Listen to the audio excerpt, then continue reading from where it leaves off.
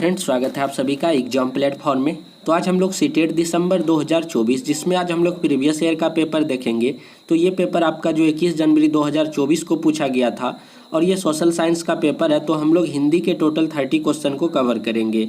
तो सबसे पहले आप लोग एग्जाम प्लेटफॉर्म पे नए हैं तो आप लोग एग्जाम प्लेटफॉर्म को ज़रूर सब्सक्राइब कर लीजिए।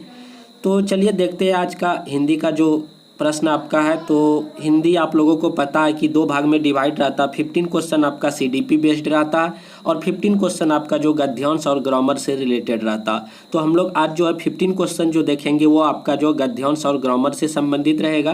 तो सबसे पहले हम लोग क्या करेंगे कि गद्यांश को देखेंगे। तो गद्यांश से रिलेटेड लगभग आपका जो 10 क्वेश्चन के आसपास आपका रहता है गद्यांश से संबंधित। तो चलिए सबसे पहले हम लोग गद्यांश को थोड़ा देखते हैं। इच्छा से प्रेरित होकर लोग उन्नति के मार्ग पर चलने लगते हैं। अपनी यात्रा के आरंभ में वे अपनी प्रगति में बाधा डालने वाली सैकड़ों व्यक्तिगत और सामाजिक खामियों का पता लगाते हैं। उन आदि मानवों ने सुख प्राप्त करने की अपनी सहज इच्छा से प्रेरित होकर भी इन खामियों का खिलाफ संघर्ष किया। हालांकि प्रगति प्राप्त करने के लिए कोई व्यवस्थित तरीका उपलब्ध न होने के कारण वे बहुत कमज़ोर थे। मानव अस्तित्व त्रिपक्षीय है, भौतिक, मानसिक, आध्यात्मिक। आपका सवाल मतलब कि इससे रिलेटेड आपका जो प्रश्न भी आएगा कि इसका जो है मतलब अस्तित्व क्या है। तो भौतिक, मानसिक, आध्यात्मिक। अपनी यात्रा के प्रारंभिक चरण में सुदूर अतीत के अंधेरे युग में मानव ने अकेले भौतिक और मानसिक क्षेत्रों में प्रगति की। मानव संरचनाओं में रूपात्मक परिवर्तन अब भी हो रहे हैं और भविष्य में भी होंगे।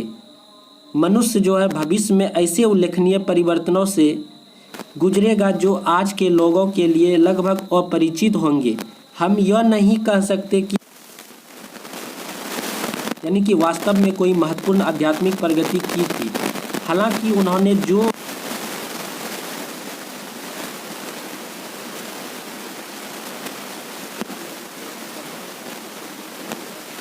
उसे हम लोग देखने का प्रयास करेंगे। थोड़ा सा इसे हम लोग बड़ा कर लेते हैं। तो देखिए यहाँ पे 91 नंबर पे आपका प्रश्न है, गद्यांश के आधार पर कहा जा सकता है कि। तो गद्यांश के आधार पे जो है क्या कहा जा सकता है। परिवर्तन तीव्र गति से होते हैं, परिवर्तन महत्वपूर्ण नहीं होते हैं, परिवर्तन मानव जीवन का सत्य है, परिवर्तन अपरिपक्वता को क्या करता है।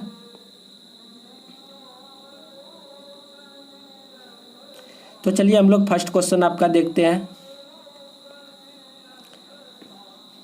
तो चलिए हम लोग यहाँ से फर्स्ट क्वेश्चन देख रहे हैं 91 नंबर से। गद्यांश के आधार पर कहा जा सकता है कि परिवर्तन तीव्र गति से होते हैं, परिवर्तन महत्वपूर्ण नहीं होते हैं, परिवर्तन मानव जीवन का सत्य है।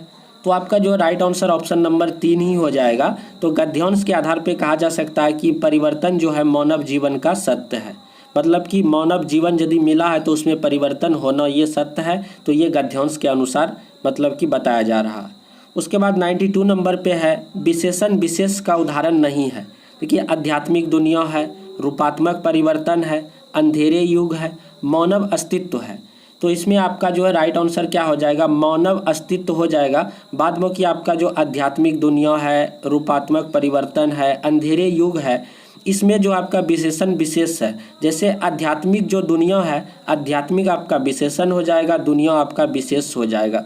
रूपात्मक आपका विशेषण हो जाएगा, परिवर्तन आपका विशेष हो जाएगा। बाद में कि आपका जो यहाँ पे मानव अस्तित्व है ये आपका जो है इन सभी से क्या है, अलग है। तो इसमें विशेषण विशेष नाम का कोई चीज़ नहीं। तो इसीलिए आपका राइट आंसर ऑप्शन नंबर 4 हो जाएगा। उसके बाद 93 नंबर है, अध्यात्म शब्द में इक प्रत्यय लगाने पर शब्द बनेगा। देखिए आपके पास क्या है, अध्यात्म है। क्या है, अध्यात्म में आप लोग इक जब प्रत्यय आप लोग जोड़ दीजिएगा इसमें इक प्रत्यय तो क्या बनेगा। तो निश्चित तौर पे आपका जो आध्यात्मिक बनेगा।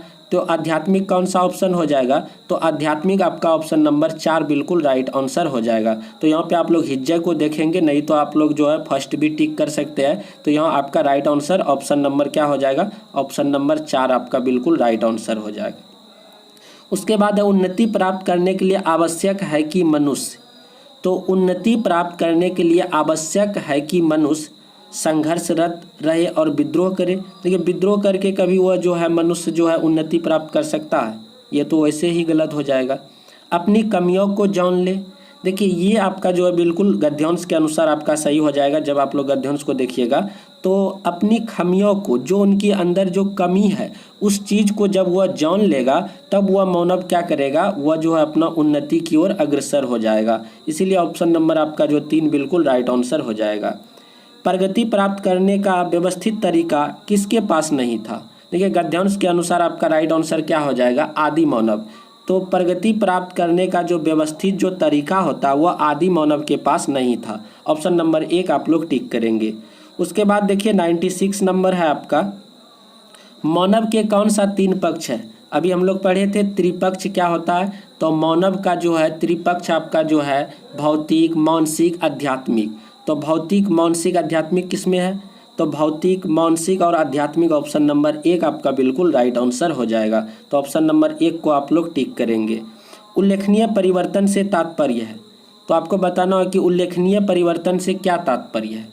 उल्लेखनीय परिवर्तन से जो है महत्वपूर्ण परिवर्तन, आपका बिल्कुल राइट आंसर ऑप्शन नंबर क्या हो जाएगा, ऑप्शन नंबर 3 आपका बिल्कुल राइट आंसर हो जाएगा। कोई भी चीज़ उल्लेखनीय परिवर्तन है, कहने का मतलब वह बहुत ही ज़्यादा महत्वपूर्ण इम्पोर्टेंट आपका जो परिवर्तन है। तो ऑप्शन नंबर 3 को आप लोग टिक करेंगे।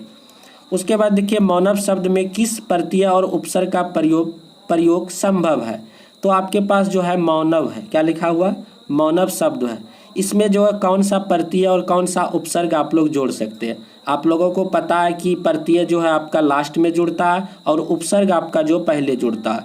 तो उपसर्ग यदि बात करें तो हम लोग अ लगा सकते हैं, अ उपसर्ग लगा के अमानव बना सकते हैं। और मानव में यदि हम लोग मानवीय क्या बना सकते हैं, हम लोग मानवीय। जैसे इस तरह का यदि हम लोग प्रत्यय हम लोग यदि जोड़ देंगे तो मानवीय बन जाएगा। और यदि हम लोग उपसर्ग अ जोड़ देंगे तो क्या बन जाएगा, अमानव बन जाएगा। देखिए पहले प्रत्यय है बाद में उपसर्ग है, तो पहले प्रत्यय हो जाएगा और बाद में आपका उपसर्ग अ हो जाएगा। इस तरह ऑप्शन नंबर 2 आपका बिल्कुल राइट आंसर हो जाएगा। उसके बाद देखिए आदि मानव ने डैश क्षेत्र में प्रगति की परंतु डैश क्षेत्र में प्रगति नहीं कर सका। तो आदि मानव जो है किस क्षेत्र में प्रगति किया और किस क्षेत्र में प्रगति नहीं कर पाया, आपको बताना है।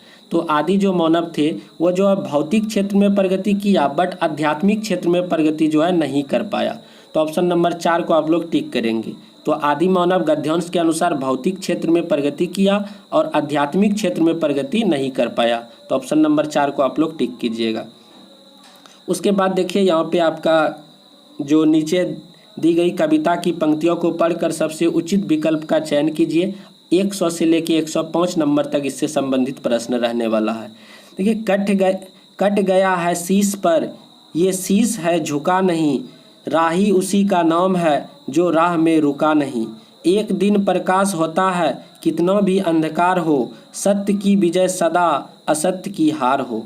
सच्चाई साथ में रहे कैसा भी अपना अंत हो, सत्य की विजय सदा असत्य की हार हो। इस तरह से कविता का जो है यहाँ पे लाइन दिया गया है। तो इससे संबंधित आपको जो है जो भी प्रश्न आएगा उसे सॉल्व करना है।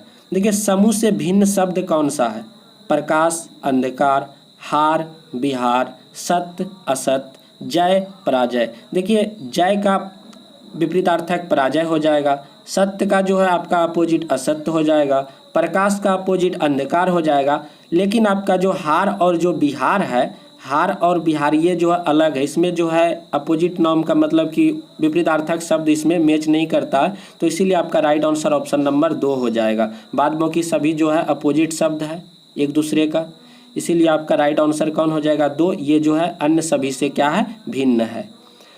अंधकार डैश का प्रतीक नहीं है। तो अंधकार किसका प्रतीक नहीं है, समाधान का, बुराई का, निराशा का, चुनौतियों का। तो इसमें आपको बताना कि कौन सा सही हो जाएगा। तो आपका जो अंधकार है वो अंधकार आपका जो है किसका प्रतीक नहीं है। ये आपका राइट आंसर क्या हो जाएगा, राइट आंसर हो जाएगा समाधान। क्या हो जाएगा, समाधान। देखिए अंधकार का अर्थ आप लोग बुराई भी बोल सकते हैं, निराशा बोल सकते हैं, चुनौती बोल सकते हैं, बट आपका समाधान नहीं होगा। समाधान का अर्थ होता है हल करना या किसी चीज़ का उत्तर देना, ये होता है। तो अंधकार का प्रतीक क्या नहीं है, तो अंधकार का प्रतीक समाधान नहीं है। उसके बाद आगे कविता में डैश पर सर्वाधिक बल दिया गया, राह पर, प्रकाश पर, अंधकार पर, सत्य पर। तो इस गद्यांश के अनुसार जो कविता का जो लाइन दिया गया है, देखिए बार बार जो है लास्ट में भी देखिए असत्य की हार हो, सत्य की सदा विजय हो, यहाँ पर भी देखिए सत्य की विजय सदा, असत्य की हार हो। कहने का अर्थ है कि सबसे ज़्यादा यदि जोर डाला गया, सबसे ज़्यादा यदि बल दिया गया तो सत्य पर दिया गया। तो आपका राइट आंसर ऑप्शन नंबर 4 हो जाएगा। उसके बाद आगे है कविता के अनुसार राही की विशेषता है। तो कविता के अनुसार राही की क्या विशेषता है? पहला है हर परिस्थितियों में कार्यरत रहना, हर तरह के मार्ग पर चलते रहना, हर तरह से काम निकालना, हर परिस्थिति में विजय रहना। तो देखिए आपका राइट आंसर आपका हो जाएगा हर परिस्थिति में कार्यरत रहना, अपने मार्ग पर चलते रहना। ये जो है राही का विशेषता होता है। तो ऑप्शन नंबर 1 आपका राइट है। इस कविता का मुख्य स्वर है। तो कविता का मुख्य स्वर क्या है? देशभक्ति, तमस, ओज, श्रृंगार। तो इसका राइट आंसर ऑप्शन नंबर 3 हो जाएगा ओज। ओज का मतलब होता है अडिग रहना, धैर्य रहना, साहस रहना, यानी कि निरंतर प्रगतिशील रहना। तो ये होता है ओज का अर्थ। तो इसीलिए आपका राइट आंसर ओज हो जाएगा ऑप्शन नंबर 3। उसके बाद है आपका कविता के अनुसार किसी भी स्थिति में, कविता के अनुसार किसी भी स्थिति में दुखी नहीं होना चाहिए, अंधकार नहीं होना चाहिए, सिर नहीं कटना चाहिए, स्वाभिमान बना रहना चाहिए। तो इस कविता के अनुसार बताना कि किसी भी परिस्थिति में जो है स्वाभिमान बना रहना चाहिए। स्वाभिमान मतलब क्या होता है कि कट गया है शीश पर, शीश है झुका नहीं। मतलब किसी भी, आप मान के चलिए कि किसी भी रास्ते पे चल रहे हैं तो आपका यदि शीश कट भी जाए लेकिन आप अपना शीश को जो है झुकने मत दीजिए। ये होता है मतलब स्वाभिमान। तो कविता के अनुसार किसी भी स्थिति में अपना स्वाभिमान जो है, व्यक्तिगत स्वाभिमान जो अपना बना के रखिए। तो ये जो है बनाना चाहिए, बना रहना चाहिए। तो ऑप्शन नंबर 4 आपका बिल्कुल राइट आंसर हो जाएगा। तो इस तरह से 15 क्वेश्चन हम लोग जो गद्यांश से रिलेटेड था उसे हम लोग सॉल्व कर लिए हैं। तो जो रेस्ट आर क्वेश्चन बचा उसे आगे हम लोग देख लेंगे। तो मिलते हैं हम लोग अगले वीडियो पे। जय हिंद, जय भारत।